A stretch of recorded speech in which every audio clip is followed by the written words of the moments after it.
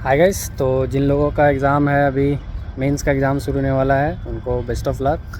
और ये मत सोचिए कि तैयारी पूरी नहीं हुई है।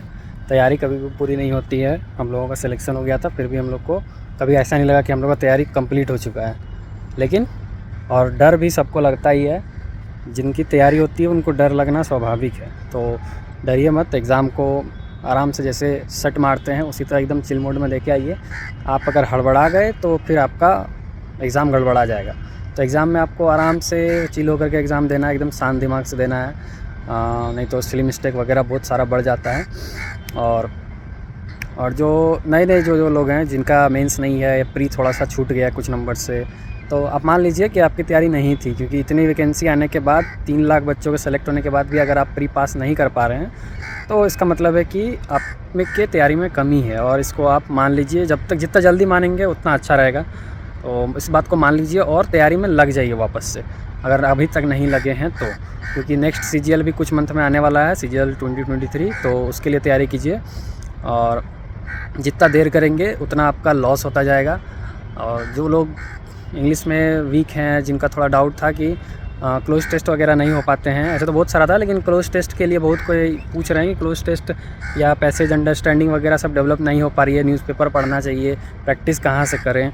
तो आप लोग क्या कर सकते हैं, ये देखिए, आप लोग इस क्लोज टेस्ट की बुक से प्रैक्टिस कर सकते हैं। इसके अंदर आपको ढेर सारे क्लोज टेस्ट की प्रैक्टिस दी हुई है और उसके डेफिनेशन वगैरह सारे दिए हुए हैं। और ये मनीषा बंसल मैम का बुक है, ये इसके अंदर कुछ क्लोज टेस्ट दिए हैं, उसके आंसर्स दिए रहेंगे।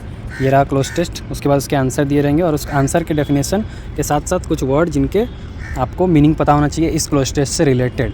तो इससे आप जाइए, इससे आप प्रैक्टिस कर सकते हैं। स्पेशली अगर क्लोज टेस्ट वीक है तो आप स्पेशली क्लोज टेस्ट का प्रैक्टिस कीजिए, क्योंकि आपका जो पार्ट आपका वीक होता है उस पार्ट को थोड़ा एक्स्ट्रा टाइम देना ज़रूरी होता है। तो आप उस पार्ट को टाइम दीजिए। क्लोज टेस्ट वीक है तो क्लोज टेस्ट को प्रैक्टिस कीजिए। और हाइट का पूछ रहे थे बहुत कोई, तो प्रिवेंटिव ऑफिसर के लिए या जीएसटी इंस्पेक्टर, किसी भी इंस्पेक्टर के लिए आप लोगों को 157.5 सेंटीमीटर का हाइट होना ज़रूरी है। मेरा हाइट बहुत है भाई, मेरा हाइट कम नहीं है। जिनको लग रहा है मेरा हाइट कम है वो उनका गलतफहमी है। हम 170 प्लस हैं सेंटीमीटर में, तो मेरा हाइट काफ़ी है। और कुछ डाउट अब याद नहीं आ रहे हैं, कुछ डाउट याद आएंगे तो कभी कभार ऐसे ही टाइम रहने पे सॉल्व कर दिया करेंगे। और जो लोग मैसेज में अल्टर पल्टर चीज़ पूछते रहते हैं, झूठ मूठ का गाइड्स या टिप्स मांगते रहते हैं, ट्रिक मांगते रहते हैं, भाई कोई ट्रिक नहीं है। इतना ज़्यादा मोटिवेट मत हो जाओ कि हमको देखा और तैयारी करने में लग गए कि चलो मेरा भी हो जाएगा, 6 महीना में हो जाएगा।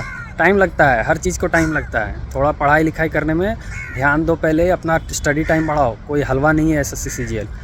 कुछ लोगों के लिए हलवा होता है तो वो लोग एक्सेप्शन होते हैं, तो आप हम लोग नॉर्मल आदमी के लिए हलवा नहीं है। तो इतना ज़्यादा भी मोटिवेट मत हो जाओ कि कुछ और कर रहे हो उसको छोड़ करके इधर आ गए।